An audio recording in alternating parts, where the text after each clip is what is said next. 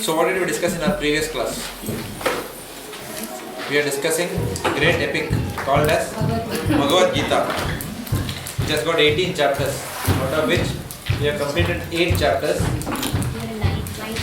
and we are now in the 9th chapter. All of you already know your essay topics because I have already given it.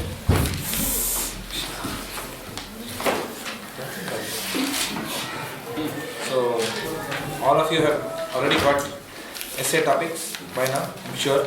If not, catch your group leader. It was already sent out 4 or 5 days back. Who is your group leader? You don't have a group leader. How will you do a course? Because your group leader should tell you. So, Yamuna Jayan Prabhu, you can be the group leader. Okay. Please accept the service. Group leader, servant. Group leader, servant. Servant leader.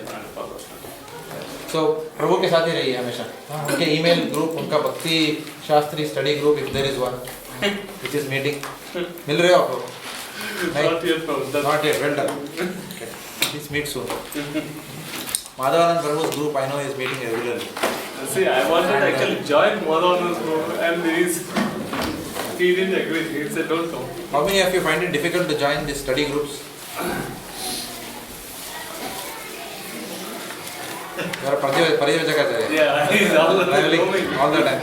It's not possible to put you into any group. So whoever finds it difficult, you all become leaders and take other people in your group. Next. Bhakti Shastri se.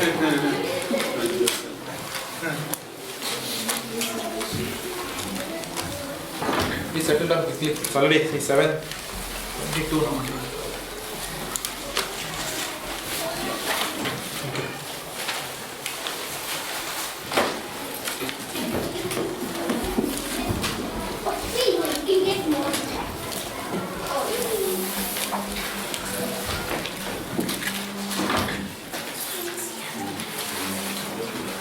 Okay, you'll have to be either in or out. Decide fast.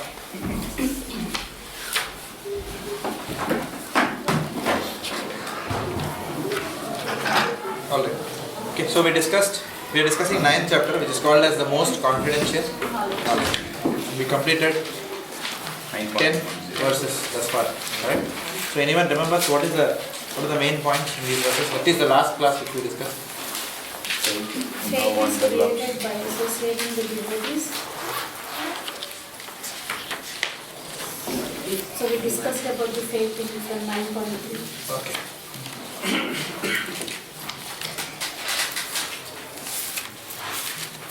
So what are the 2 types of faith we discussed? Faith to extract the things from God and faith to serve Lord to please Him. There are 2 types of faith we discussed. One is the faith Swalavutpadika and to extract things Swabhavika. to please Lord. Pardon? To extract things from Yeah, there are 2 things. One is, please Lord. yeah, there are 2 aspects, correct. So one aspect is what Krishna Prabhu mentioned, that faith can be for two reasons. One is to extract things from the Lord. I have full faith in the Lord that this year I will get promotion in office. That's one type of faith. So we want to extract something from the Lord. Or the second type of faith, which is what? Serve Lord to please Him. We have enough faith which will manifest in terms of we serving the Lord in order to please Him. 2 types of faith. One type of faith where we know that He is our great supplier. It's a lower kind of faith. Higher faith is that we serve Him. Faith should lead to service. And then the faith to serve Lord is developed out of 2 processes. One is Swabhavika, when the faith is already inside the devotee, or Bala Utpadita, which means Strong preaching. by virtue of strong preaching, that faith is created in somebody's heart. The preacher creates a faith in somebody's heart. Bal Utpadita. Preaching के बल से जो faith है, श्रद्धा है. Okay. I was going to ask her, where's your sister, and then you punched. Otherwise, we would have fined you for $20.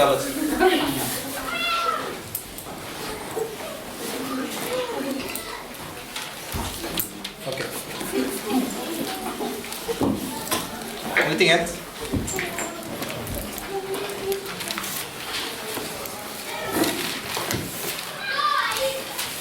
Actually, nobody is reading what we did in the previous class. It's very evident now. There are three types of people who have faith. So the first class person, second class, and third class. The first class one who has faith within, without something.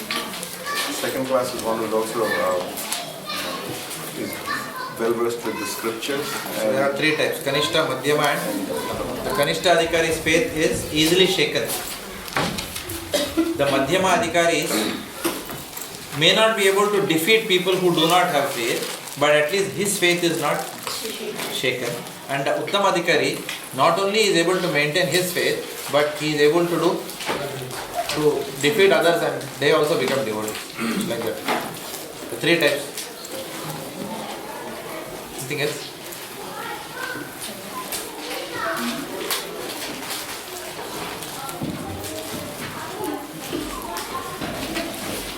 In 9.9 we saw that the Lord is always aloof and neutral.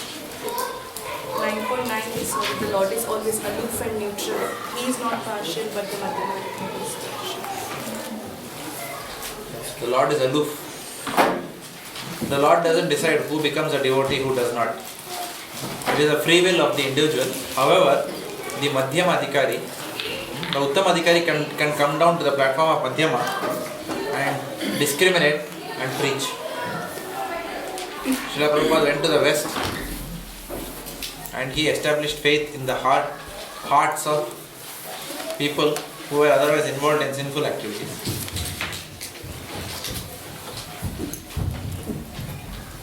So therefore, even if by our own past activities we don't have any merits for performing devotional service, by the causeless mercy of a compassionate representative of the Lord, then faith can come even in faithless people.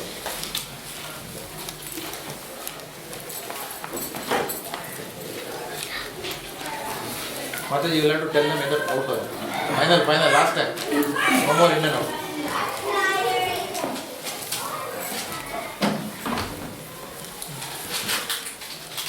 Because everyone then looks at the door and then you lose what I am saying and I lose what I am saying. Alright, so we'll go to the next verse now. Text 11. Fools deride me when I descend in the human form. They do not know my transcendental nature as the Supreme Lord of all that be. This is another verse which could be a key memory verse. It's a very famous verse which is often quoted. Avajananti mam muda manusim tanum ashritam param bhavam ajananto mama bhuta maheshwaram. We will read the purport. Shukdev Prabhu, you want to read?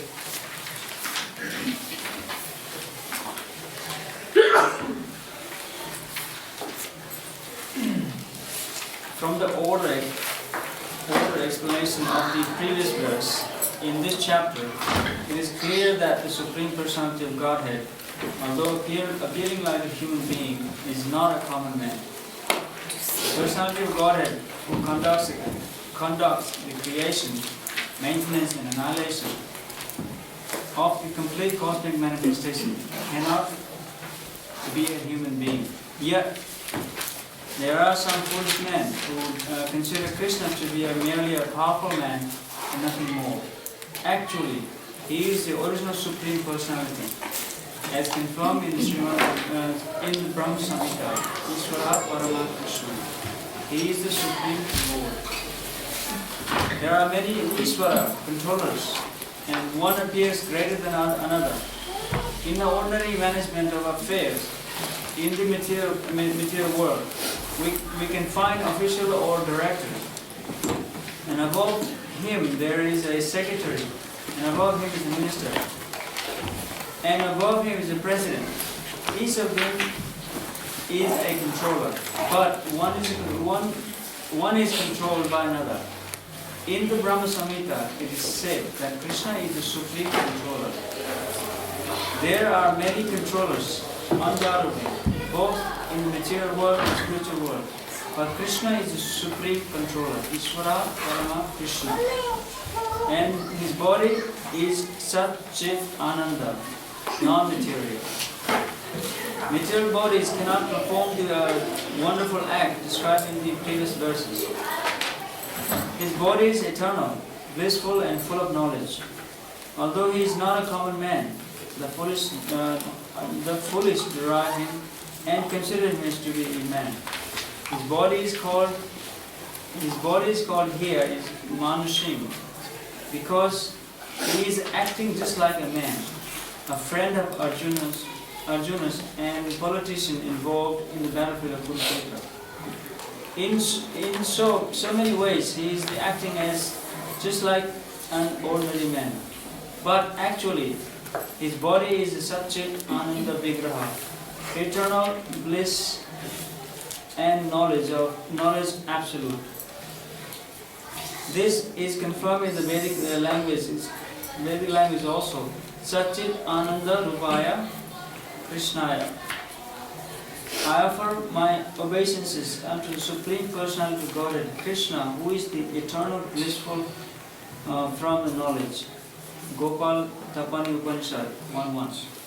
There are other descriptions in the Vedic language also. Tam Ekam Govinda. You are Govinda, the pleasure of senses and the cows. Satchit Ananda Vigraha, and your form is transcendental, full of knowledge, bliss and eternity. Gopal Tapani Upanishad 1.3.5. Despite of transcendental qualities of Krishna, Krishna's body is full and knowledge. There are many so-called scholars and commentators of Bhagavad Gita who derive Krishna as an ordinary man.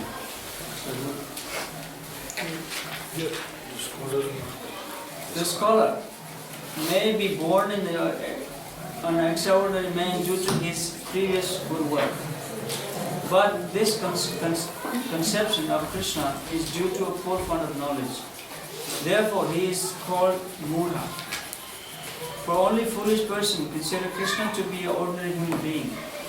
A foolish consider Krishna an ordinary human being because they do not know the confidential activities of Supreme Lord and his different energies. They do not know that Krishna's body is a symbol of complete knowledge and bliss. And that is the proprietor of everything that be and that he can award liberation to anyone. Because they do not know that Krishna has so many transcendental qualifications, they derive him. Thank you. Nice book. Nor do they know that the appearance of the Supreme Personality of Godhead in the material world is a manifestation of his internal energy. He is the master of the material energy. As has been explained in the several places, he claims that the material energy, although very powerful, is under his control, and whoever surrenders unto him can get out of the control of this material energy. If a soul surrendered to Krishna can get out of the influence of material energy, then how can the Supreme Lord, who conducts the creation, maintenance and annihilation of the whole cosmic nature, have a material body like us? So this conception of Krishna is complete foolishness. Foolish persons, however, cannot conceive that the personality of God in Krishna, appearing just like an ordinary man, can be the controller of all the atoms and of the gigantic manifestations of universal form. The biggest and the minutest are beyond their conception, so they cannot imagine that a form like that of a human being can simultaneously control the infinite and the minute. Actually, although he is controlling the infinite and the finite, he is apart from all this manifestation. It is clearly stated concerning his Yogam Aishwaram, his inconceivable transcendental energy, that he can control the infinite and the finite simultaneously, and that he can remain aloof from them. Although the foolish cannot imagine how Krishna, who appears just like a human being, can control the infinite and the finite, those who are pure devotees accept this, for they know that Krishna is the Supreme Personality of Godhead. Therefore, they completely surrender unto him and engage in Krishna consciousness, devotional service of the Lord. There are many controversies between the impersonalist and the personalist about the Lord's appearance as a human being. But if we consult Bhagavad Gita and Srimad Bhagavatam, the authoritative text for understanding the science of Krishna, then we can understand that Krishna is the Supreme Personality of Godhead. He is not an ordinary man, although he appeared on this earth as an ordinary human. In the Srimad Bhagavatam, first canto, first chapter, when the sages headed by Shaunaka inquired about the activities of Krishna, they said, Lord Sri Krishna, the Supreme Personality of Godhead, along with Balarama, played like a human being, and so masked, he performed many superhuman acts. The Lord's appearance as a man bewilders the foolish. No human being could perform the wonderful acts that Krishna performed while he was present on this earth. When Krishna appeared before his father and mother, Vasudeva and Devaki, he appeared with 4 hands, but after the prayers of the parents, he transformed himself into an ordinary child. As stated in the Bhagavatam, he became just like an ordinary child, an ordinary human being. Now, here again, it is indicated that the Lord's appearance as an ordinary human being is one of the features of his transcendental body. In the 11th chapter of Bhagavad Gita also, it is stated that Arjuna prayed to see Krishna's form of 4 hands. After revealing this form, Krishna, when petitioned by Arjuna, again assumed his original human-like form. These different features of the Supreme Lord are certainly not those of an ordinary human being. Some of those who deride Krishna and who are infected with the Mayavada philosophy quote the following verse from the Srimad Bhagavatam to prove that Krishna is just an ordinary man. The Supreme is present in every living entity. We should better take note of this particular verse from the Vaishnava Acharyas like Jiva Goswami and Vishwanath Chakravarti Thakur instead of following the interpretations of unauthorized persons who deride Krishna. Jiva Goswami, commenting on this verse, says that Krishna, in his plenary expansion as Paramatma, is situated in the moving and the non-moving entities of the super soul. So, any neophyte devotee who simply gives his attention to the Archamurti, the form of the Supreme Lord in the temple, and does not respect other living entities, is uselessly worshipping the form of the Lord in the temple. There are 3 kinds of devotees of the Lord, and the neophyte is in the lowest stage. The neophyte devotee gives more attention to the deity in the temple than to other devotees. So Vishwanath Chakravarti Thakur wants that this sort of mentality should be corrected. A devotee should see that because Krishna is present in everyone's heart as Paramatma, everybody is the embodiment of the temple of the Supreme Lord. So as one offers respect to the temple of the Lord, he should similarly properly respect each and everybody in which the Paramatma dwells. Everyone should therefore be given proper respect and should not be neglected. There are also many impersonalists who deride temple worship. They say that since God is everywhere, why should one restrict himself to the temple worship? But if God is everywhere, is he not in the temple or in the deity? Although the personalist and the impersonalist will fight with one another perpetually, a perfect devotee in Krishna consciousness knows that although Krishna is the Supreme Personality, he is all-pervading as confirmed in the Brahma Samhita. Although his personal abode in his Goloka Vrindavana, and he is always staying there, by his different manifestation of energy and by his plenary expansion, he is present everywhere in all parts of the material and spiritual creation. It's a big purpose. Lot of points.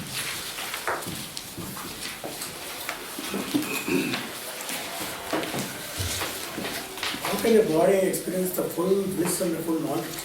How can what? Body experience the full knowledge. How can the body experience full knowledge? Material world. So which paragraph are you talking? His body is eternal, blissful and full of knowledge. His body, Krishna's body. Yeah. His body is made of Satchidananda.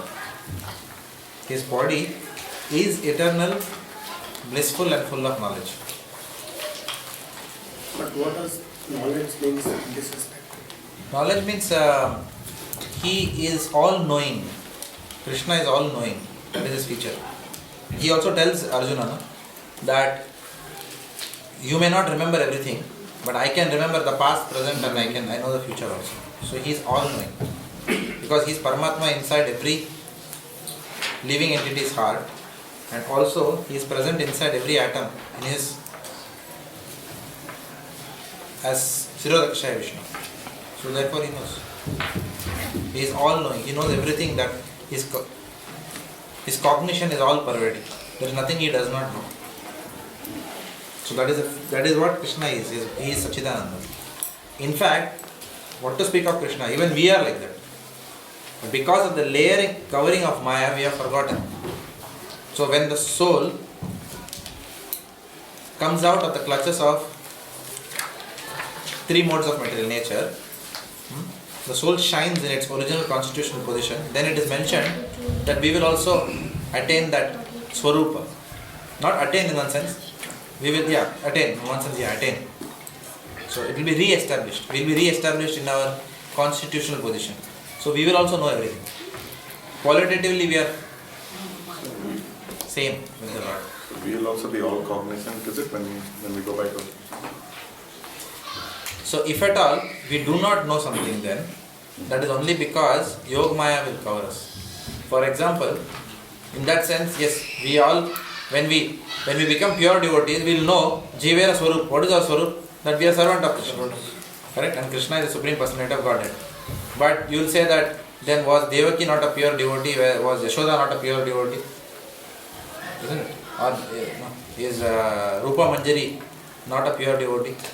Or is, if we have to give you an example, Satya Bhama is not a pure devotee, you may ask like that, because she fights with Krishna. Where is the Das there? Okay. So then, that is the Yoga Maya. Because of the Rasa Tattva is beyond the scope of this discussion, what we are saying. So the soul knows that he is a servant of Krishna, but then again Yoga Maya starts acting to enable the rasa between the Lord and the devotee. It's about all cognizance, meaning when we attain our spiritual form, are we also all cognizant like Krishna? Means know everything that is happening in every body and... Yeah. Because we are qualitatively one. For example, I have heard that there are many people who even lived on this planet, who are Jivan Muktas, who could know what's happening in some other place while sitting in one place. What to speak of attaining constitutional position? Sometimes even with mystic powers you will be able to know certain things. Attaining constitutional position is much higher than having mystic powers.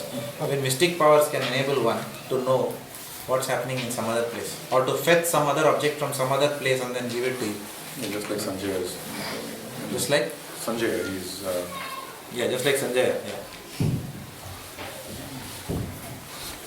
Anything else?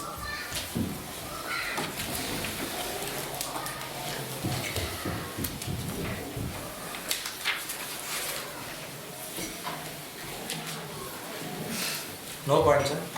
Very small purport looks like. Prabhupada has not said much looks like. Now everyone is tired.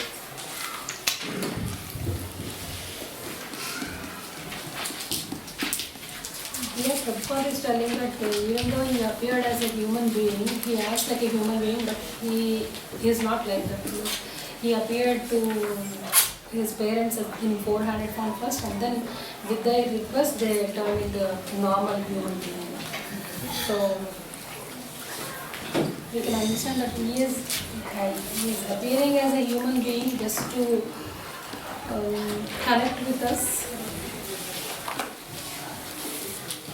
He gives us clear explanation for Aham Sarveshu Bhuteshu, condemning the other side as well, and follow the acharyas.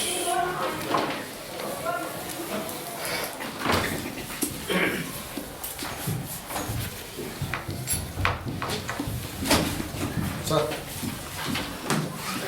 so many points are there. We settle down first. We are in the Bhagavad Gita class.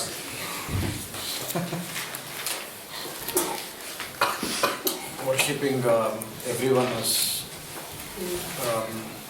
a temple, or seeing everyone as respecting, giving respect at least.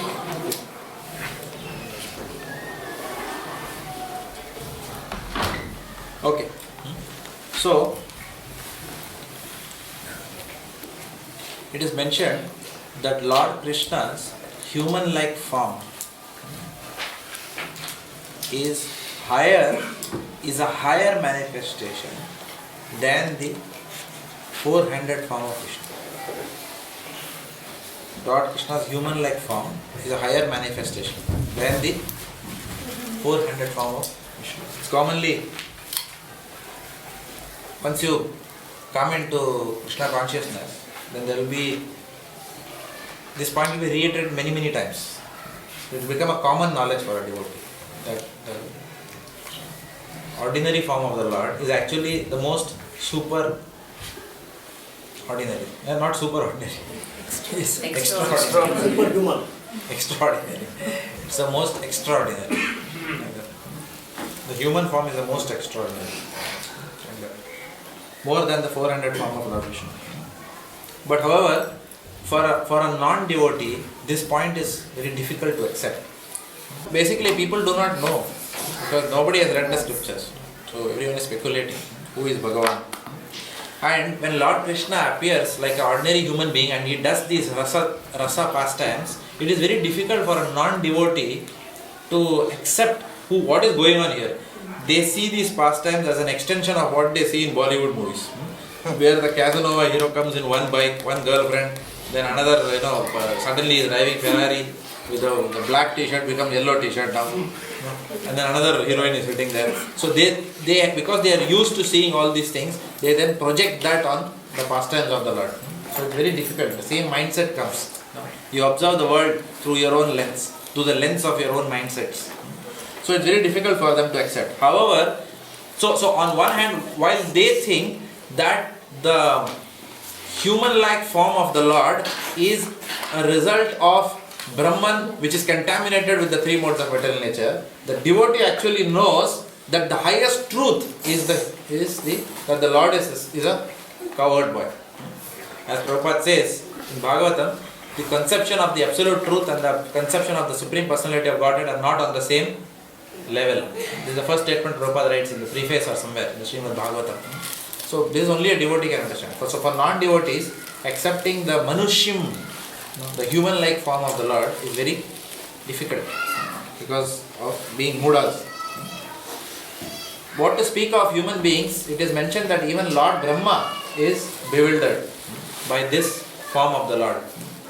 So it is mentioned that after Lord Krishna killed Aghasura, when Lord Brahma went to see him, all he found was that there was a little boy who was sitting with all his cowherd friends. He was having some food in his hand, it was all stuck here and there, and he was just eating from there and he was looking at Brahma. So even when Brahma saw, he was bewildered. He said, this person is Supreme Personality of Godhead? So even he is bewildered by that. So, what to speak of non-devotees then, even if Brahma is bewildered?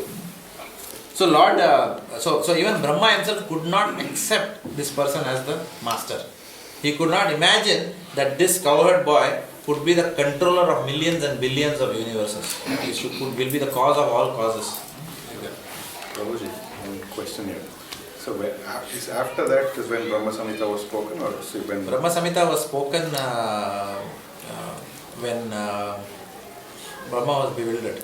Okay, after he got his clarity. But when full knowledge was revealed to Brahma, was this not revealed that Krishna is a Supreme Personality? So the Lord says, from me comes Matta Smriti Jnanam upon. The Lord can give forgetfulness anytime even. It's a Leela going on. It's a Leela. So that forgetfulness can come. So you are talking Brahma Samhita was revealed when Brahma was bewildered at the beginning of creation, not this pastime.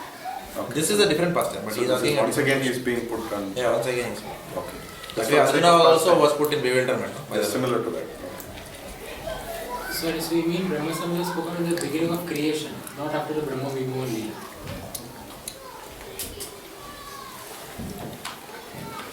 So usually people have a lot of misconceptions about Lord Krishna. There are many common misconceptions. One of the common misconceptions is that Lord Krishna is not the Supreme Personality of Godhead. He is simply a powerful man. Many people think like that. In fact, when we were in Banashankari Stage 3 in Bangalore, when I had joined Infosys many years back, it was 2000 or somewhere, there was one Bengali family who was there in our building. This guy was my colleague, so his father had come from Calcutta.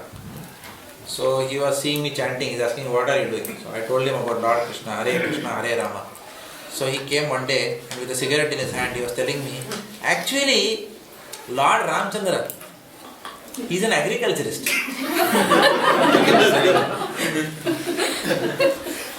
What to tell this fellow? With a cigarette in his hand, he's commenting on Lord Ramchandra. This is his opinion. Again, a country which has got freedom of speech, anything goes.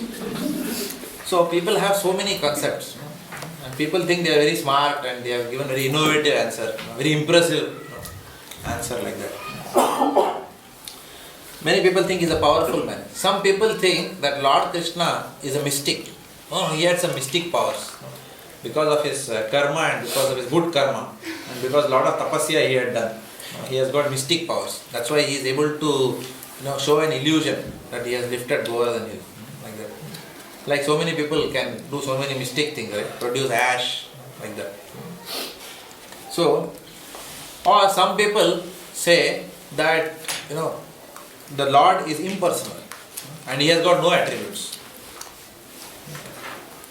So Brahman coming in contact with the three modes of material nature gets contaminated and has a form. So the absolute oneness in contact with mode of goodness is Lord Krishna. That absolute oneness, when it comes in contact with three modes, is called as Brahma. Is called as Krishna. So a lot of speculation is there about who the Lord is. So therefore the Lord says, only one who is a devotee can truly understand. So we have to refer to the scriptures to be able to understand Krishna. Even in Milpa program we were doing that verse, Mattaha Parataram Nyanyat Kinchidasya Dhananjaya Mahi Sarva Vidam Protam Sutre Manihana Eva, where we discussed today that we have to have Shastra Praman to understand the Lord. So Srila Prabhupada in the purport gives Shastra Praman from Brahma Samhita and Shvetashvatara Upanishad. Like that. And Prabhupada writes, with these Shastra Praman only we can understand. We cannot understand Lord Krishna by a speculative process at all. Not possible. Because he reserves the right to be revealed. He reserves the right to be revealed. One cannot demand that he should reveal.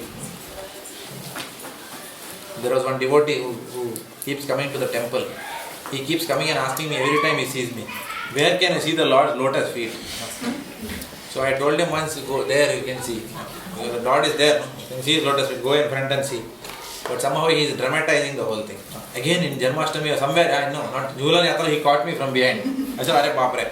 Before I tried to escape, he again caught me. Where can I see the Lord's lotus feet? Can I see? Can I see? I said, yeah, very much, you can see it there. And then he says, okay. I told him 2 days back only. Again he asked me, where can you see lotus feet? I said, are you chanting? Are you chanting? He was not chanting. Where is the question of seeing the Lord's lotus feet? One has to follow the process. So people consider this as emotional. Where are you, Krishna? Where can I see your lotus feet? Where are you? This is like imitating, so that the others will think that we are very advanced devotee. How much he is eager for Krishna. So we have to bend our back and do some practical service. That is Krishna consciousness. Srila Prabhupada never liked melodrama. We heard one devotee, whenever Srila Prabhupada used to go like that into Vrindavan temple, he'll start singing, what is that? He'll start singing glories of Guru Tattva. So Prabhupada stopped one day and told him, why don't you do something useful? Kuch karte kyun nahi? Do something useful. So therefore, Krishna consciousness is very practical. Understanding Krishna is a practical process, not a theoretical process. It's not speculation or emotion. Of course, there are emotions in Krishna consciousness, which is called as bhava, but that is at an advanced stage. Right now, first lust, anger, envy, greed and pride has to go out from the heart.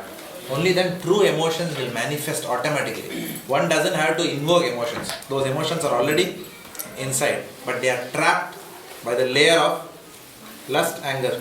Once that goes away, those true emotions will come to the forefront.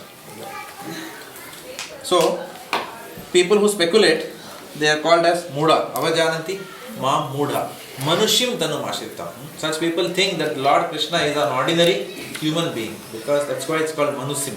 Manushim means human being. So in this purport, Srila Prabhupada is essentially discussing how devotees accept Lord Krishna's form and how non-devotees, who are Mudas, what they think of Lord Krishna. Also Prabhupada is mentioning a point here that sometimes the Mayavadis misuse one of the Srimad Bhagavatam verses where it is said that the Lord is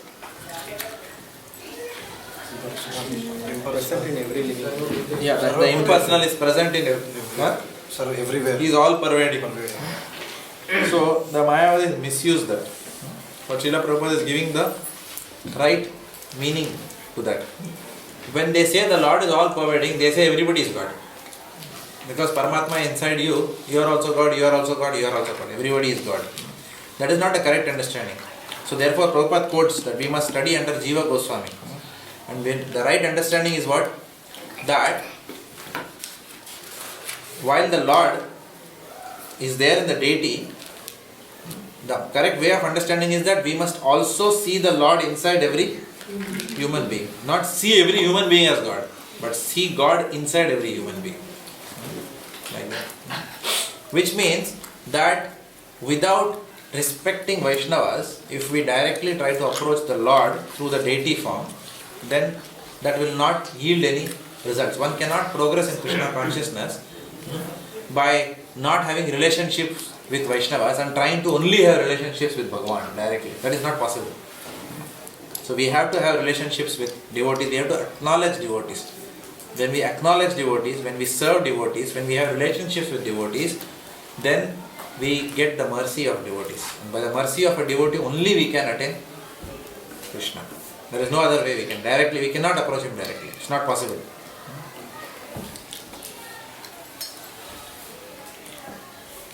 Whereas a Kanishta Adhikari does not understand this. A Kanishta Adhikari directly wants to deal with the Lord and he ignores the devotees in the temple and in the congregation.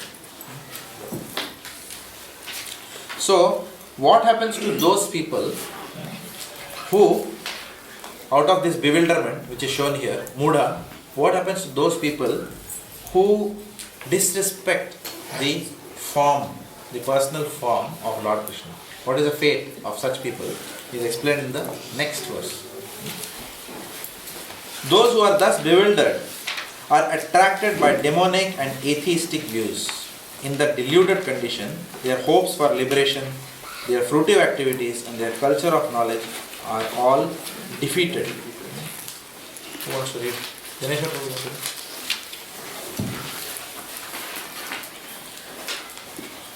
There are many devotees who assume themselves to be in Krishna consciousness and devotional service, but do not accept the Supreme Personality of God, Krishna, as a supreme absolute truth.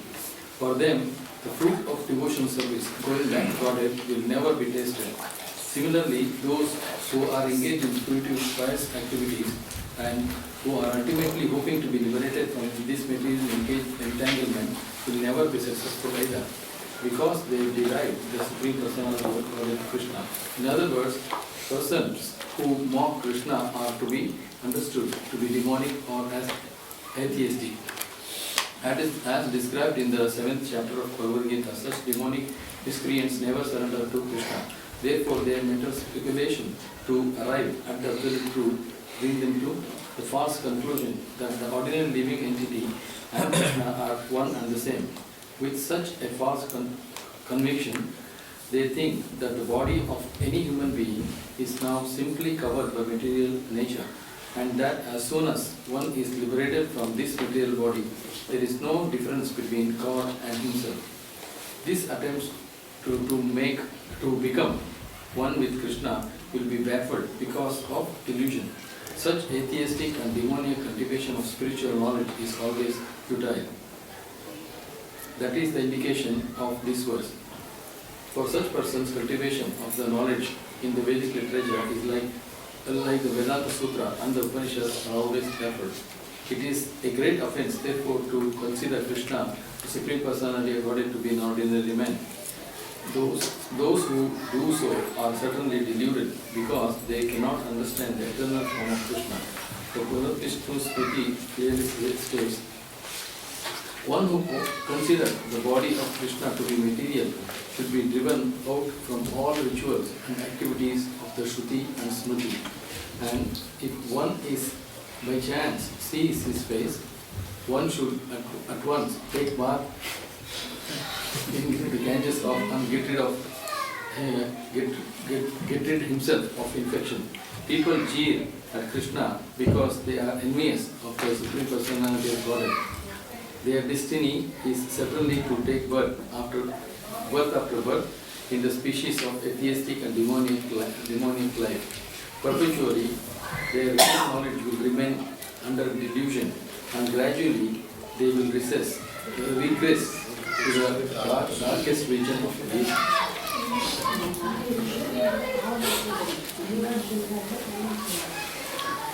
What are the points here?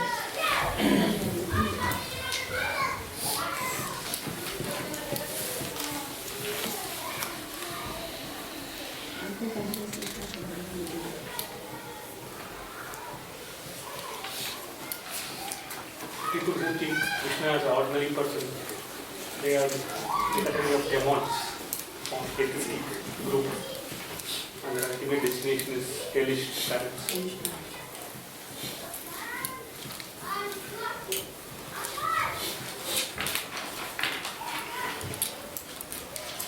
Anything else? Those who follow Jnana Yoga, Karma Yoga or Karma Kanda, they're never successful, they're always defeated. So, if they are condemned to the darkest part of the creation, what does that mean? Because we understand the soul will always be there, always be present. So it will always be there, it will not even have a chance to come back to this path. But when you said that they are condemned to the darkest region, then it will take many long time. But there is never a time when we cannot turn our face to the Lord. The issue is, the more and more we start deriding Lord and His devotees, the more and more we will become bereft of their association. So once you are bereft of association, that is the most dangerous situation for a devotee. So for a long time, there will be no association, and therefore there is no hope of resurrection. Is resurrection the right word? I don't know. Reformation, whatever you call it. There is no hope for such people. So that is why it's written. That's called Nitya Baddha. For many lifetimes. However, we must understand that no soul is eternally conditioned in that sense. At any point in time, anybody can start his or her bhakti. Nothing can stop. So for such people also there is hope. One may be very atheistic, but sadhu sanga sarva shastra kahe, lava matra sadhu sanga sarva siddhya. Which means that by the association, a moment's association of a pure devotee, lava matra, then even a demonic person can immediately become a devotee. That is quite possible. We have many cases. When I read sometimes Back to Godhead or so in these magazines, I read many times there are people who have been criminals who have become devotees now. They are in jail and they have become devotees. They are following 4 regulative principles and chanting 16 rounds in the jail. Even that is possible. Simply by the Vani of the Prabhupada's, the power of Prabhupada's books itself is good enough to make someone, to change the heart of someone. So it's possible. Nobody is eternally conditioned in that sense. However, if one goes on offending devotees, then the Lord does not give such a person devotee association. Without devotee association, we cannot. The worst thing that can happen to us in this lifetime is we will not have devotee association. There is nothing worse than that can happen in material world. It's the worst, that there is no devotee association for us.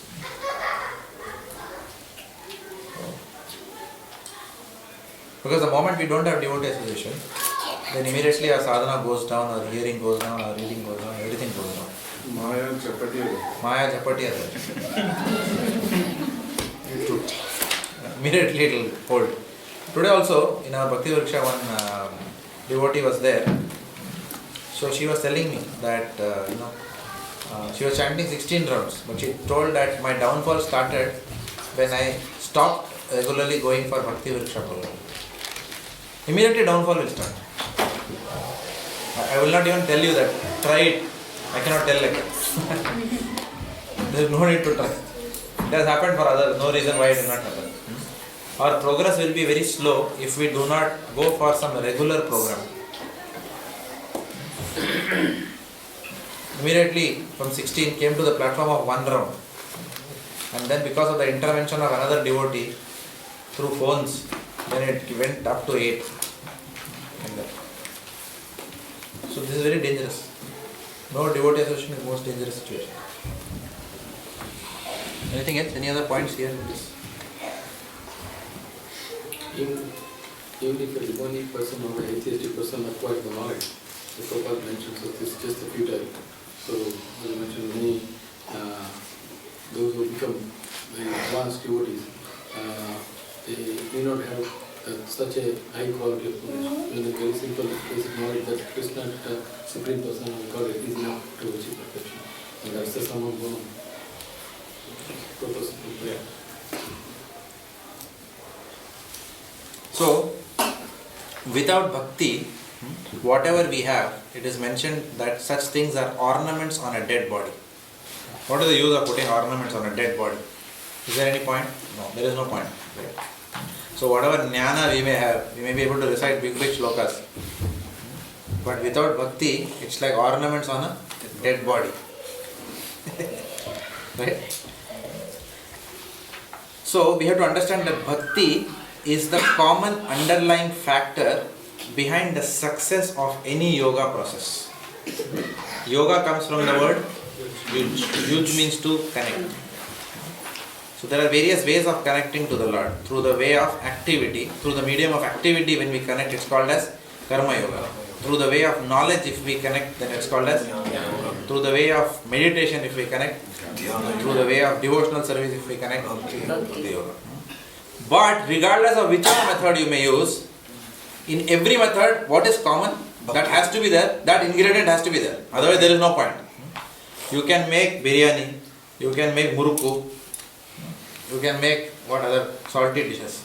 So many dishes are there. But if salt is not there, then what is the point? Correct? It will look very nice from outside, but they are like decorations on a dead body. Just imagine, I make nice murukku for you, and then I forget to put salt. When you taste it, what is it? It looked, so the mouth is watering, but when you taste it, there is nothing. Like that. So that bhakti is the underlying principle to give satisfaction to the yogi in any type of yoga that one may practice. It has to be there.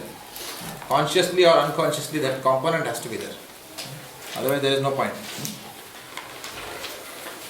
That is why the Lord Krishna also says, Karmane Vadikarasya Mahaphalaśrutah. So you may do many times of many endeavors.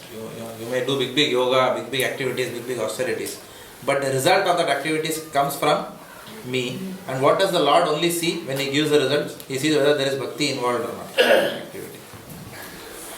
When you said consciously or unconsciously, bhakti has to be there. Consciously, yes. What do you mean unconsciously? Swabhavika, not bala utpadita. Because that somewhere deep inside the faith is there. Then it will manifest that the process will push you advance. Tatam prasangat muhaviri something. We discussed last time. That faith is fanned by devotees. So, Vijayan Prabhu mentions that there was a modern politician. Actually, Vijayan Prabhu mentions that Prabhupada mentioned that there was a modern politician who said that Lord Ramchandra, by acting as a Kshatriya and by going and fighting to get back his wife Sita, proved the omnipotence of the three modes of material nature. This is a beautiful statement. I mean, beautiful. It's again, I can remember the movie Pushpak, where human excreta is packed inside a nice box and left in the bus stop. Everyone is wanting to steal that. Silent movie. Kamala Hassan and Amala. Remember? Like that. So, again I will read this. Lord Ramchandra, by acting as a Kshatriya, proved the omnipotence of three modes of material nature. So somebody is saying, wow, what a profound statement. But actually it is a piece of excreta, which is packed very nicely in flowery words. This bogus commentary. So, what this person is trying to say, that even when God comes down to this world, then he is governed by the three modes of material nature. Therefore look at him, even Bhagavan has to suffer, they will say. And people will say, kya lecture diya Baba ne. बहुत अच्छा ज्ञान, बहुत मजा आ गया, रामचंद्र को भी हुआ तो मैं क्या चीज हूँ? You know, people will talk like that. Even if Lord Ramchandra can go through misery, then why I cannot? They don't understand the Lord doesn't go through misery. Right? He is aloof. They have to understand that he is aloof. There is no misery for him. It is for us, we are miserable. The Lord is coming to teach us something, but he is not in misery. Neither has he lost his wife because people say he was cursed. The Lord was cursed, therefore the Lord is undergoing his curse. Like that. Okay, so these are all just bogus commentaries. Philosophers like to also add their own stuff. So such commentaries, such people are called as mudhas. Avajananti mam mudha. So therefore Prabhupada said, Mayavada bhashya sunile aya sarvanash.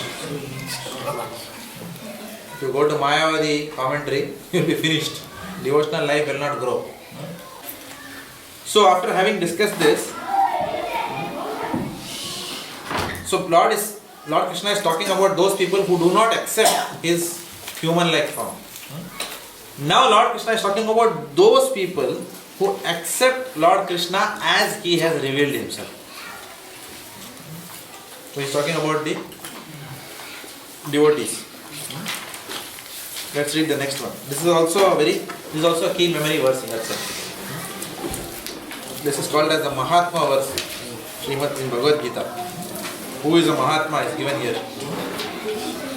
And Prabhupada gives a very famous statement in this purport. I think it's in this purport only. A Mahatma cannot be repaired by rubber stamping a human. Is it this purport? I think it is.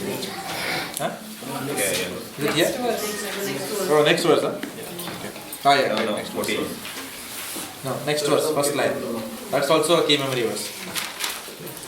So let's read verse 13.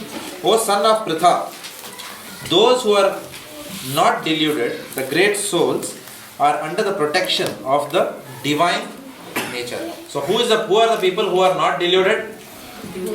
Those people who are under the protection of divine nature. Those are the people who are not deluded. They are fully engaged in devotional service because they know me as the Supreme Personality of Godhead, original and inexhaustible. We want a fast reader now. You can read fast. Sachin Prabhu, okay. In this verse, the description of the Mahatma is clearly given. The first sign of the Mahatma is that he is already situated in the divine nature. He is not under the control of material nature. And how is this affected? That is explained in the 7th chapter. One who surrenders unto the Supreme Personality of God, Sri Krishna, at once becomes freed from the control of material nature. That is the qualification. One can become free from the control of material nature as soon as he surrenders his soul to the Supreme Personality of Godhead. That is the preliminary formula. Being marginal potency, as soon as the living entity is freed from the control of material nature, he is put under the guidance of the spiritual nature. The guidance of the spiritual nature is called Daiva Prakriti, divine nature. So when one is promoted in that way, by surrendering to the Supreme Personality of Godhead, one attains to the stage of great soul Mahatma. The Mahatma does not divert his attention to anything outside Krishna because he knows perfectly well that Krishna is the original Supreme Person, the cause of all causes. There is no doubt about it. Such a Mahatma or a great soul develops through association with other Mahatmas, pure devotees. Pure devotees are not even attracted by Krishna's other features, such as the four-armed Mahavishnu. They are simply attracted by the two-armed form of Krishna. They are not attracted to other features of Krishna, nor are they concerned with any form of a demigod or of a human being. They meditate only upon Krishna in Krishna consciousness. They are always engaged in the unanswering service, unswerving service of the Lord in Krishna consciousness. We read the next one also and then we discuss. There is another famous Tatam Kirtayantoma. Always chanting my glories, endeavoring with great determination, bowing down before me, these great souls perpetually worship me with devotion. Preeti, you want to read? The Mahatma cannot be manufactured by rubber stamping an ordinary man. His symptoms are described here. A Mahatma is always engaged in chanting the glories of the Supreme Lord Krishna. the personality of Godhead. He has no other business. He is always engaged in the glorification of the Lord. In other words, he is not an impersonalist. When the question of glorification is there, one has to glorify the Supreme Lord, praising His holy name, His eternal form, His transcendental qualities, and His uncommon pastimes. One has to glorify all these things. Therefore, a Mahatma is attached to the Supreme Personality of Godhead. One who is attached to the impersonal feature of the Supreme Lord, the Brahma Jyoti, is not described as Mahatma in the Bhagavad Please Gita. note this very carefully. Prabhupada is writing here. Can you read it again? One who is attached to the impersonal feature of the Supreme Lord, the Brahma Jyoti, is not described as Mahatma in the Bhagavad Gita. He is described in a different way in the verse. In the next verse. In the next verse. The Mahatma is always engaged in different activities or devotional service, as described in Srimad Bhagavatam, hearing and chanting about Vishnu, not a demigod or human being. That is devotion. Shravanam, Kirtanam, Vishnu and Smaranam, remembering him. Such a Mahatma has firm determination to achieve at the ultimate end the association of the Supreme Lord in any of the 5 transcendental rasas. To achieve that success, he engages all activities, mental, bodily and vocal, everything in the service of the Supreme Lord, Sri Krishna. That is called full Krishna consciousness. In devotional service, there are certain activities which are called determined, such as fasting on certain days, like the 11th day of the moon, Ekadashi, and on the appearance day of the Lord. All these rules and regulations are offered by the great acharyas for those who are actually interested in getting admission into the association of the Supreme Personality of Godhead in the transcendental world. The Mahatmas, great souls, strictly observe all these rules and regulations, and therefore they are sure to achieve the desired result. As described in the second verse of this chapter, not only is the devotional service easy, but it can also be performed in a happy mood. One does not need to undergo any severe penance and austerity. He can live this life in devotional service, guided by an expert spiritual master, and in any position, either as a householder or sannyasi or a brahmachari, in any position and anywhere in the world, he can perform this devotional service to the Supreme Personality of Godhead, and thus become actually Mahatma, a great soul. क्या महात्मा is उत्तमाधिकारी?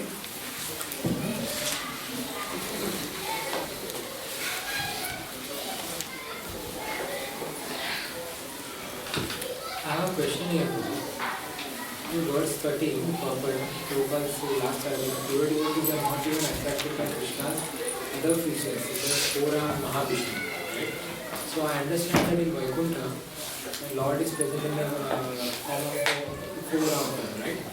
The devotees who are there are continuously worshipping Lord Vishnu.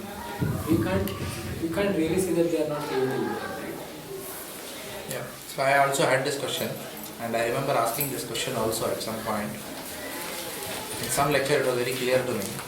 See, we have to understand that when a pure devotee writes purports, he is writing, Srila Prabhupada said, my purports are my devotional ecstasies. He writes. Okay. You have to understand this very carefully now. It is a devotee's ecstasy to reject the four-handed form of the Lord. Do not think from mundane, apajaram. No, not like that. People will sometimes say like that. What is this? You are rejecting the four-handed form of the Lord? This is a prad. Like that. It's not like that. That is, from our lens, it looks like that. In Manas Siksha, Raghunath Das Goswami, one of the verses, he says, "Oh my dear Lord, please bless me that I never see the four-handed form." Get that out of my mind. Oh mind, don't go there. He's not even actually praying to the Lord. He's trying to make his mind a friend. He's saying, "Oh mind, never take me to the four-handed form." Because it is rasa abhas. We were discussing on top, no? Rasa abhas. Because it comes in the way of their interacting with Krishna. For example, let's say, if you take Bill Gates to his mother and you say, "Saab aaya hai, chalo, carpet dalo, red carpet." Saab has come, Bill Gates Saab has come, like that. His mother will say, "Come on, my son has come. Hey Bill, come on." Like that she'll say. And then you'll say, "Oh, Aparad, Bill Gates, you should call Mr. How does it sound? Something similar. I'm just giving a very mundane example to substantiate. So Srila Prabhupada, please understand that he has got a rasa with the Lord. So when he is writing, it is his devotional ecstasy from that bhava platform. So we should not take it directly in a we should not take it in that sense. That's why it's very important to understand this. Srila Prabhupada's purports also we should understand through his disciplic succession. Otherwise it becomes a little bit difficult. On one hand, yes, we are reading Srila Prabhupada's purports, but we have to also understand that Srila Prabhupada's purports are also very advanced for us to be able to understand, because there is a mood in which he is writing. So this is Srila Prabhupada's mood. That's why it is said in the 12 aims of Shastric study, one of the aim is what? Mood and mission. So we have to really understand the mood in which the Acharya is writing. So when Prabhupada is writing, for example, women are less intelligent. So we have to really understand the mood in which he is writing. Otherwise, as a lady, talwar nikal dega. Kya bola? Women are less intelligent? Like that. आज कहाँ दुनिया आगे बढ़ गया है, आज समाज, आज नारी कहाँ तक नहीं है, all these politicians है where बुलंदियों पे पहुँच गया है and all they will say, So we'll talk all those things. Those are all very socially accepted in society. When someone says like that, where woman has did, look at the manager, look at Pepsi chief, what is her name? Indira Nooyi. Look at her where she is. Look at Indira Gandhi. Then if it's very inspiring then all the ladies will say, oh wow, this is profound. We are all equal. What to speak of? We are better than men. Like that. So all this is very socially acceptable statement. But Prabhupada is writing women are less intelligent. So it's very difficult. So this is the mood of an Acharya. Obviously, Prabhupada did more for women than any other Acharya has done. Prabhupada established Brahmacharini ashram. Prabhupada went against the social norms to give second initiation to Matajis to worship on the altar. In nowhere you will find ladies on the altar. In no temple you will find ladies doing Mangala Harati. Not possible. Same Prabhupada did. Why? Because at the end of the day, Prabhupada was one level above, saying that at the end of the day, nobody is a woman or a man. It is all bodily identification. Right? So he gave us that. So we have to really understand the mood in which Prabhupada sometimes writes. A woman's duty is to serve the husband. People will say, what is this? I am not my husband's servant. These people, these are all age-old concepts. Outdated concepts. Like that. But actually, if you see, a happy family, we all will agree, is one where the wife is serving the husband nicely and the husband is also spiritually realized. Not that bad, he is gobbling up parathas and then, he is just deriding the wife all the time. Not like that. Husband is not treating the wife as a servant, but the wife is considering herself as a servant of the husband. The wife treats her properly and the husband treats her properly and the wife is also serving. Then it's pakka. Marriage stands for a long time. Moment you say, you are earning, I am earning, you equal, I equal, then such marriages always, there will be lafda. Every day there will be fighting. Who is right, who is wrong. Because both are earning. Right? So therefore, many times, coming to this point again, I slightly digressed, but we have to really understand in what context Prabhupada is writing. So Raghunath Das Goswami also had the same mood. He did not want the four-armed form. What to speak of that? Arjuna himself said, when the Lord showed the four-armed form, he said, okay, enough of this, now come back. Why? Because you can't be friend with a 400 person. Okay, tell me, my dear friend, where will you put her? If he shakes hand, which hand he will shake? So many hands are there. The Lord, suddenly some hand will come from here and say, okay, can you imagine? You can't really have friends like that. 400 form.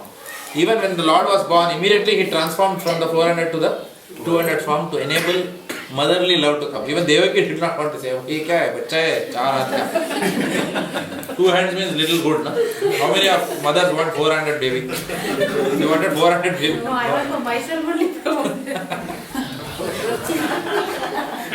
Go to the I can satatam.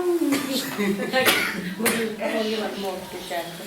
So Prabhu, what you mean to say is like because Prabhupada is on that level of rasa, he's saying that he's making that statement. That is how we understand it. Right?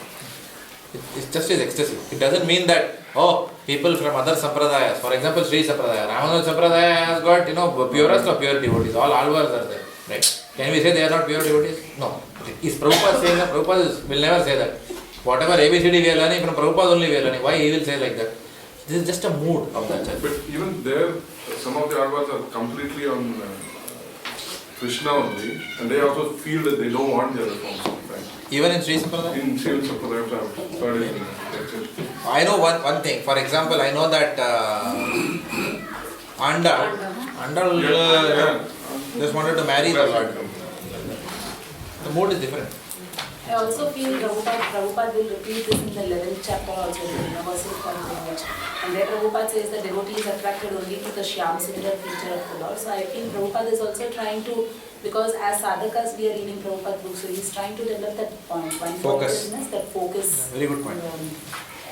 Because otherwise, as upcoming devotees, we can keep getting digressed. Oh, Vishnu, Krishna, Vishnu, Krishna. That's why he is trying to develop that focus for us.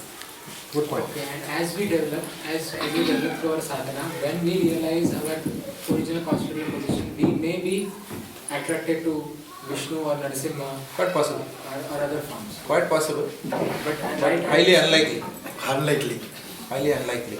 Being in this Sampradaya, being under Chaitanya Mahaprabhu's movement, having understood Radha, Mahima, Prema, Rasa, Seema, then it is then you will not accept any subordinate rasa, if you like, in that sense.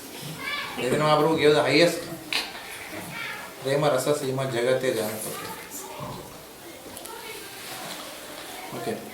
So, as I said before, in Mana Shiksha, Raghunath Das Goswami also derides. He tells his mind that let my mind never go to the 400 form of the Lord. He is also praying. That's his ecstasy.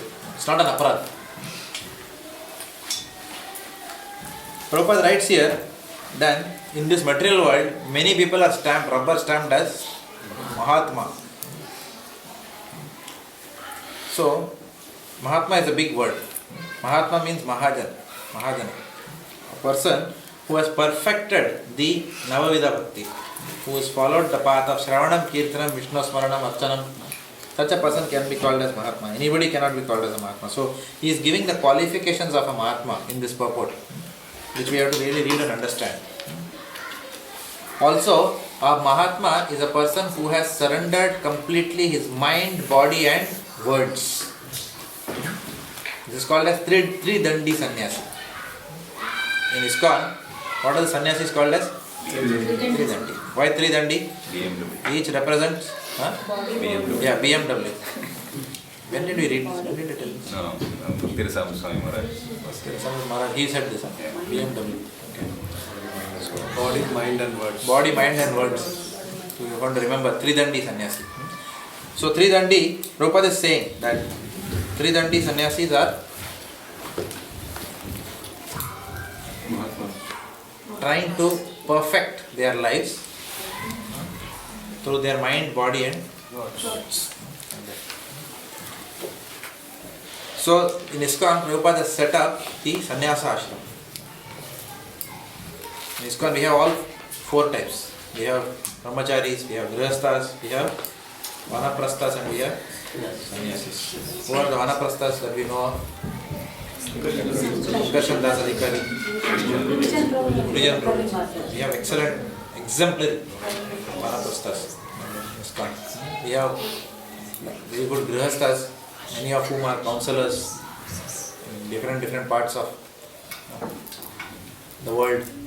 Exemplary Grihasthas are in Melbourne also. We have exemplary Grihasthas like them, who have a very solid sadhana like that. So these are inspiring. So, and we have sannyasis. Our sannyasi layer is actually very good. Fall down sometimes can happen, but we have to understand that it is rare, it's not the norm. ISKCON sannyasis have very high caliber. We have great sannyasis in ISKCON who are highly committed to spreading the movement of Krishna consciousness, at many times at the cost of their own lives, like that. So many people are there to name. His Holiness Jayapataka Swami Maharaj, again, we all saw what is his mood. He came here despite his ill health. He's travelling all over the world. Very bad health actually. His only purpose of life, everyone knows, he is living only to preach. There is no other purpose in his life. So this is a pure devotee of the Lord. We are seeing like that. So the sannyasa ashram Prabhupada established in ISKCON, which is what is sustaining all of us. Glorious sannyasis of this caliber. So this sannyasa ashram Of course, any ashram. Prabhupada writes towards the end, if you see here. Householder, Vanaprastha, anybody is a Mahatma. It's not only that a sannyasi is Mahatma. But in ISKCON, especially the sannyasa layer and the Vanaprastha layer, we hear mostly our cultivation is through the lectures of these two layers. Of course, personally I also hear a lot of lectures from brahmacharis like Govind Prabhu or Gauram Prabhu. They inspire me like that. And we also hear lectures of grihasthas. Yeah, like that. But specifically the sannyasa layer is, in one sense, the level of austerity is much higher in the sannyasa layer than in any other layer. In fact, Keshav Prabhu was mentioning to us in the other day's class, we are doing in the Srimad Bhagavatam, we are now studying the behavior of an ideal person. This is a topic we are studying in 7th canto of Srimad Bhagavatam. It's all about, the qualities of a sannyasi. There, Keshav Prabhu was mentioning in the class that while a brahmachari's primary duty is what? Reading the scriptures, patan, yajan yajan, and dadati pratigraha. The brahmachari, or even a brahmana for that matter, this is the prime duty, studying the scriptures, doing yagyas, like that. The primary duty of a grihastha is what? Charity. The primary duty of a vanaprastha is tapa or austerity. And the primary duty of a sannyasi is satyam, truthfulness. So, the sannyasi lives to spread the absolute truth. A sannyasi doesn't have the obligations of a grihastha. Many times, as a grihastha, when people come for some counseling, we have to little bit consider, their diplomatic relationships and all that when we, do this. But for a sannyasi, he can straight away cut through that. He's not obliged. He can cut through. A sadhu is one who can just cut and speak the truth, like that. So we have a nice sannyasi layer, like that. Even in sannyasis, this chapter mentions there are gradations in sannyasi. There is Kuticaka, Bahudaka, Parivrajacharya and Paramahamsa. There are 4 levels. So sannyasa is an ashram. That ashram is having 4 levels. The 4th level we can say is Mahatma, which is called as Paramahamsa. Like that. In ISKCON we have got various types of sannyasis. Most of them, many of them actually, are Parivrajakacharyas. And whether someone is a Paramahamsa or not, I am not qualified to say. But from our point of view, all of them are Paramahamsas. To me, for all of us, everyone is a Paramahamsa. Because they have given their lives for Srila Prabhupada. So, but when I say Parivrajacharya, I am saying that because they are traveling preachers. Parivrajacharya is one who keeps traveling all the time. So they are traveling all the time. And there are people who are also there situated in one location, who are also pure devotees. So the sannyasa, so Srila Prabhupada has established all these ashrams in ISKCON for training people to become Mahatmas from any ashram that they choose from. Even as a grihastha, one can become a Mahatma. Like that. So Mahatma is not dependent on any one single ashram. Or Mahatma doesn't mean Mahatma should only come from some specific country. For example, when we sometimes tell who is your spiritual master, when we say my spiritual master is European or American, then immediately people say, "Kyun India mein koi mila nahi kya?" People will say like that. So Mahatma is not a forte of India. It's not a product which is only manufactured in India. It's not like that, right? So the definition of a Mahatma is given. We cannot rubber stamp anyone. Mahatma means a person who is having the qualifications of a Mahatma. What is the word? Titikshava karunikah suhrita sarva dehinam ajata shatravaha shanta sadavaha sadhubhushana. So Mahatma should have all these qualities. Titiksha, tolerance, karuna, compassion. Suhrita sarva dehinam, which means he must be the well-wisher of everyone. So which means he is never envious of anyone. Ajata shatravaha shanta. He doesn't have any enemies. Sadavaha sadhubhushana. So he must be always having saintly qualities. Sadhu ka abhushan. Like that. The ornaments. His humility is his ornament. Guruji, I had a question. Yeah. On the different ashrams that we practice in ISKCON, how Prabhupada is set up, as you mentioned. So usually we see that Brahmachari ashram trains one for the next Grihastha ashram. That it goes like that, right? So normally what we see here is we see that Brahmacharis usually take up straight sannyas. But are there examples of also,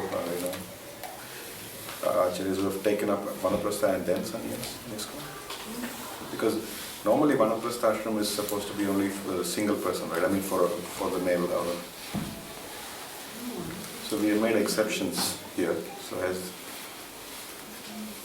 Prabhupada has made exceptions. Ramananda Maharaj took initiation after a long time, so he was a brahmachari only.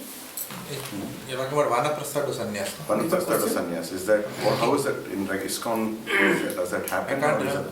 Might be happening. I don't know of it. Many grahasthas are taken, like Tamal Krishna Maharaj also. Kadamakana Maharaj also grahastha. Kadamakana Maharaj was a grahastha. Tamal Krishna Maharaj was a grahastha. So from Vanaprastha to sannyas, I don't know. Maybe there may be, sorry. I don't know.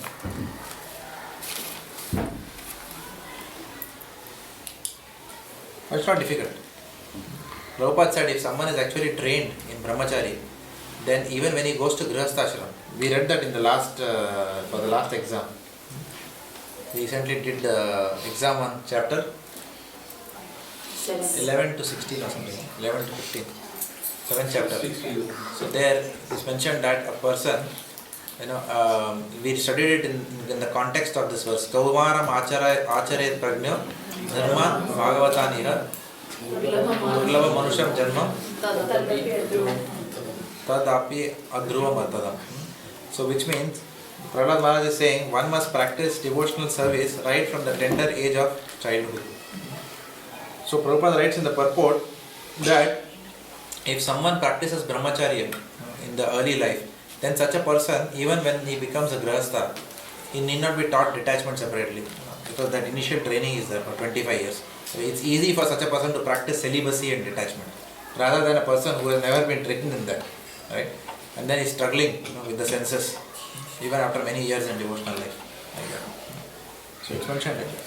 So definitely it helps.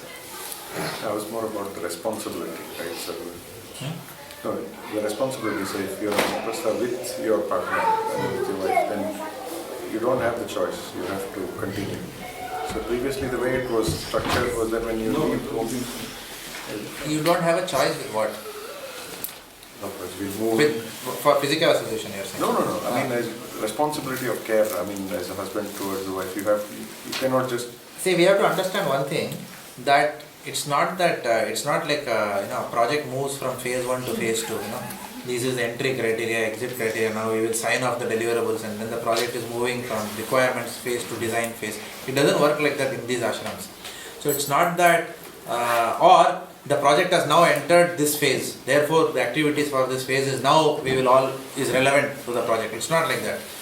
So we don't say that, okay, from 25th of July I will become sannyasi. Therefore, no, it's not like that.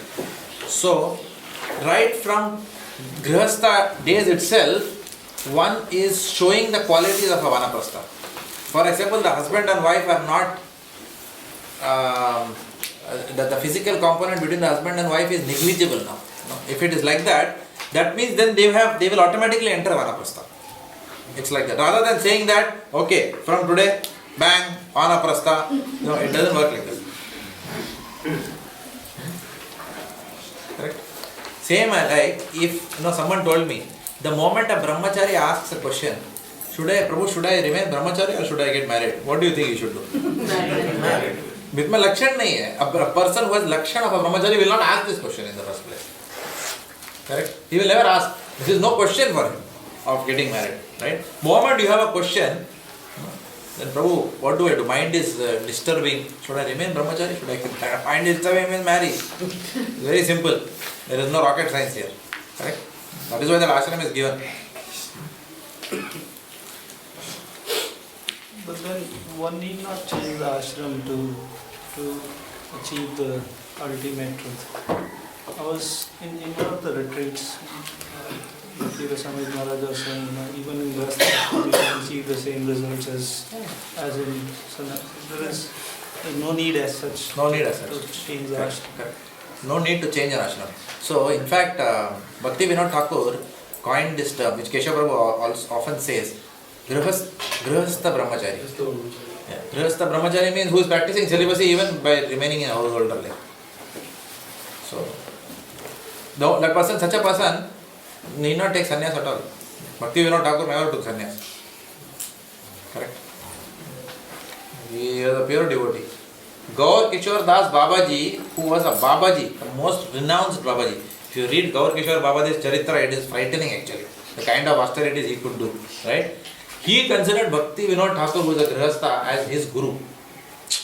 Bhakti Vinod Thakur never took sannyas, which means the power of Grihastha ashram is such that it can directly deliver you to the feet of Godhead. So we don't have to do anything. But yes, if these ashramas are always there to facilitate.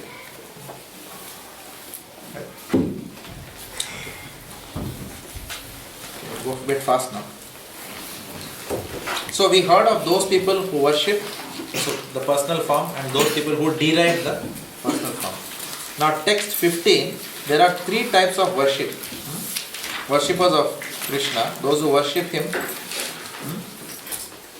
indirectly without realizing that they are worshipping him. So these three types of worshippers are mentioned. Those who worship Lord Krishna indirectly, or those who worship him without knowing that they are worshipping. That's given in text 15. Yeah. So let's just read the translation of 15. Others who engage in sacrifice by the cultivation of knowledge worship the Supreme Lord as the one without a second, as diverse in many and in the universal form. So you want to read? Very fast you have to read, but super fast. This verse is the summary of the previous verse. The Lord tells Arjuna that those who are purely in Krishna consciousness and do not know anything other than Krishna are called Mahatma.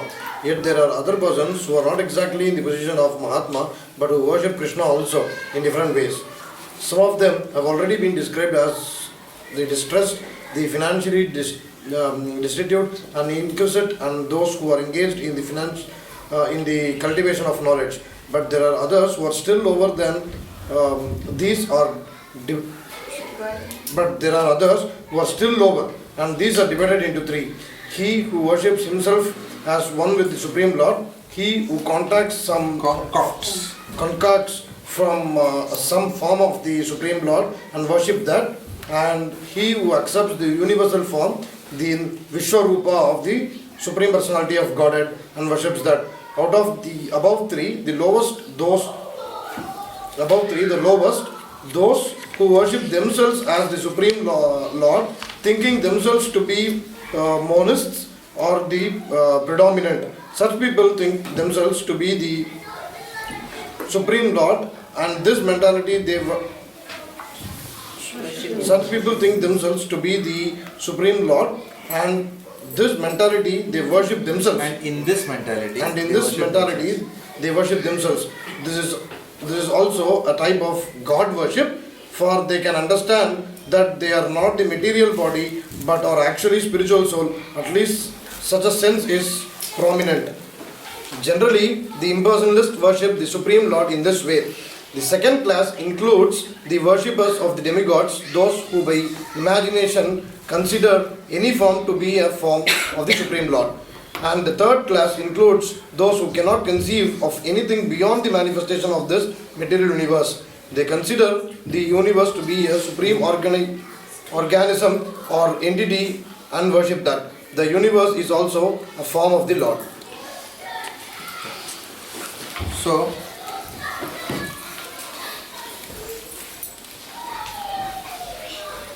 Srila Prabhupada is mentioning here that a Mahatma does not know anyone else other than Krishna. So he is first describing the Mahatma.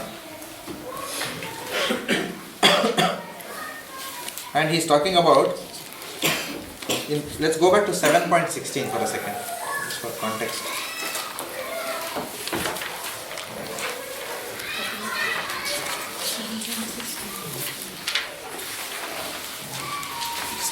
Remember this verse? Piturvija Bhajante Ma. So he's talking about 4 kinds of pious people. These are called as Shukritinas. You remember? So Prabhupada is describing a Mahatma. Then Prabhupada is describing the 4 types of Shukritinas. And then below them, Prabhupada is now describing the 3 types of Jnanis. Okay. Mahatma, Shukritina, Jnani. Mahatma, who is very pure, he only wants to serve the Lord. He cannot think of anything other than the service of the Lord. Second is people who worship Krishna but with some vested interests. Second grade. And third grade is people who, three types of people. One is called as Ekatvena, those who think themselves as the Supreme Personality of God and worship the God within, worship themselves. Right? This is called as Ekatvena. If you see the translation also, you will find these words. Ekatvena. Who considers all are one. So Srila Prabhupada says, out of all these people, this is the lowest. And out of these three also, this is the lowest. Right? However, it is mentioned that these people can be called as partly self-realized. Why? Because at least they know that they are not the body, they are the soul. But they are not fully self-realized because they think that they are Bhagavan. This is the lowest stage. Like that. And the results of such people is already discussed in 11 and 12. We already saw that. People who think they are Bhagavan, what happens to them? Muda. Like that.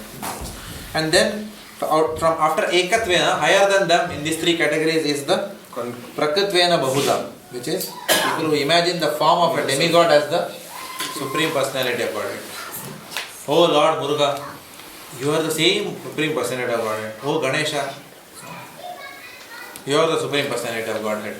They will call Lord Ganesh also as Bhagavan. In Milpark program I was mentioning, one Hindi song is there. मेरे मन मंदिर में तू भगवान रहे, मेरे दुख से तुम कैसे अनजान रहे, Ganpati Bappa Moriya. This is one song. Which means what? In my heart, my dear Lord Ganesha, I have considered you as the Supreme Lord. मेरे मन मंदिर में तुम भगवान रहे. It's a very popular song, but it has got no meaning absolutely, no substance. It is completely out of the scriptures. Correct? मेरे दुख से तुम कैसे अनजान रहे. Even the demigods themselves are subject to the birth, disease, old age and death. So the demigods are also temporary. But simply because I come from a particular state, because I come from Maharashtra, I will say, मेरे लिए तो सब गणपति है. For me everything is Lord Ganesh. Somebody from South India will say, for me everything is Lord Murugan. We were discussing in Milpark also this. If you go somewhere else, they will say, no, हम तो बिहार का आदमी हूँ, something they will say. हमारे लिए तो शिव जी है. Something. Bholenath, Chambu is everything. So depending on state to state, the opinions will vary. The affiliations will be different. So they will imagine somebody and then they will say, oh, he is the Supreme Person. चलो इनको यही है, तो हमारे भगवान ही है बस, हमको और कुछ नहीं मालूम. और Durga Puja, it's oh, she is the Supreme. Like that. So this is concoction. So Ekatvena, one who thinks that everybody is God. I am God, you are God. Other one who is imagining one God and then thinking that that person only is God. One demigod you choose and worship that person as God. And then higher than that are the Vishwatomukham, are those people who worship the universal form of the Lord. The universal form of the Lord is higher than demigod worship. We come to know in this purport of Prabhupada. What is the universal form of the Lord? Worshipping the Lord as the mountains, seeing the sun as the eye of the Lord. In fact, Devamrita Swami Maharaj gave an excellent class 3 days back actually. He gave 2 classes, but one specifically on the universal form of the Lord. Maharaj made a very interesting point in that class. Maharaj said that this still is very good universal form. Of course, not the highest way of worshipping, not recommended for a devotee, but a universal form is still good because at least by seeing Bhagavan in nature, then at least you will acknowledge the proprietorship of Bhagavan. When you say Krishna is, you are the taste in water, you are the taste in essence in whatever, you are the fragrance in flower, you think like that, then you will not misuse everything. So this is a very high level.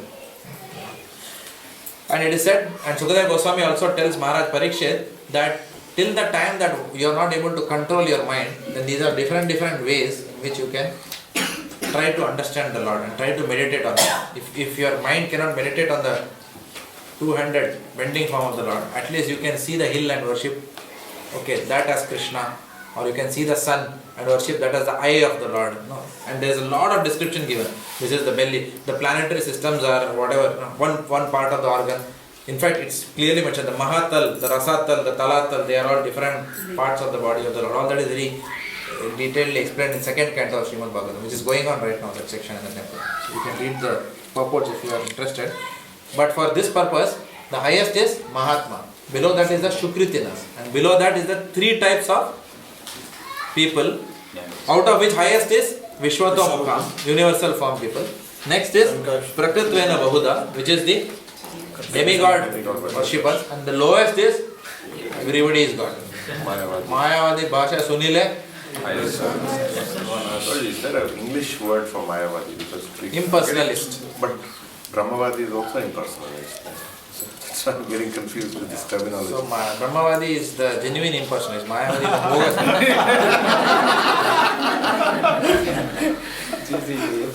Because Prabhupada says here in this purport that Sakti, he says that see, one is an incomplete understanding of the absolute truth, and another is a demonic concoction of the absolute truth. Okay.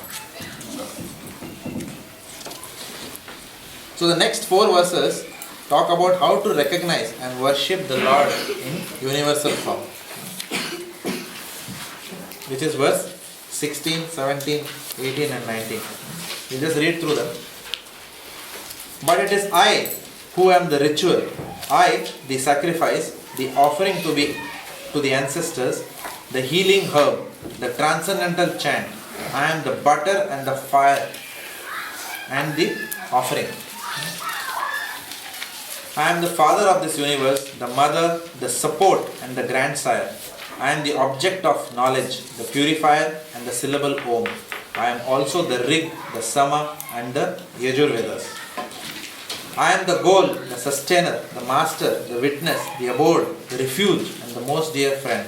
I am the creation and the annihilation, the basis of everything and the resting place and the resting place and the eternal seed.